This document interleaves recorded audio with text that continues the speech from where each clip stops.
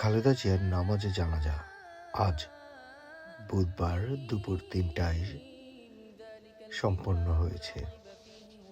এতে প্রধান উপদেষ্টা, তিন বাহিনীর প্রধান, প্রধান বিচারপতি, কূটনৈতিক ও বিদেশি অতিথিসহ সরকারের শীর্ষ ব্যক্তিবর্গ অংশ নেন। জানাজা পড়ান জাতীয় মসজিদ বায়তুল মোকাররমের খতিব মুফতি আব্দুল মালেক। জাতীয় সংসদ ভবনের মাঠ ও সংলগ্ন মানিক মিয়া অ্যাভিনিউয়ে তার জানাজা নামাজ অনুষ্ঠিত হয়েছে। দেশের ইতিহাসের অন্যতম বৃহত্তম এই জানাজায় অংশ নিতে আসা মানুষের ভিড় সংসদ ভবন এলাকা ছাড়িয়ে কয়েক কিলোমিটার পর্যন্ত বিস্তৃত হয়ে এক মহাসমুদ্রে রূপ নেয়।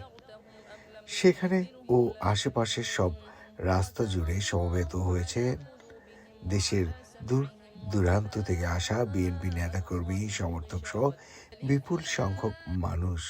জানাজা শুরুর আগে সংক্ষিপ্ত বক্তব্যে বেগম খালেদা জিয়ার জ্যেষ্ঠ পুত্র বিএনপির ভারপ্রাপ্ত চেয়ারম্যান তারেক রহমান বলেন, কারো কাছে খালেদা জিয়ার ঋণ থাকলে আমাকে জানাবেন, ইনশাল্লাহ আমি অবশ্যই পরিশোধের ব্যবস্থা করব।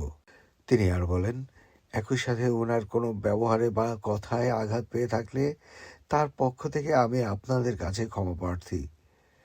দোয়া করবেন আল্লাহ যেন তাকে বেহেশত নসিব করেন।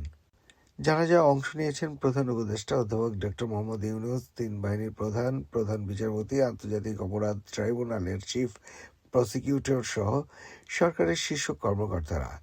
যোগ দিয়েছেন বিভিন্ন মন্ত্রণালয়ের উপদেষ্টারাও। এছাড়া বিভিন্ন দূতাবাসের কূটনীতিক ও বিদেশি অতিথিরাও অংশ নিয়েছেন।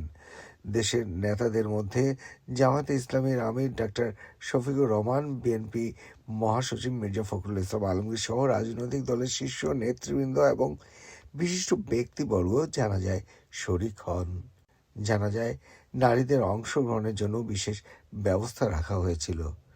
সাবেক প্রধানমন্ত্রী বেগম খালেদা জিয়ার জানাজার আগে তার জীবন ও কর্ম সবার উদ্দেশ্যে তুলে ধরেন বিএনপির স্থায়ী কমিটির সদস্য নজরুল ইসলাম খান। জানাজা শেষে এখন লাশ শেরেবাংলা নগরে নেওয়া হচ্ছে। বিকেল 3:30টায় শহীদ প্রেসিডেন্ট জিয়াউর রহমানের কবরের পাশে তাকে পূর্ণ রাষ্ট্রীয় মর্যাদায় দাফন করা হবে।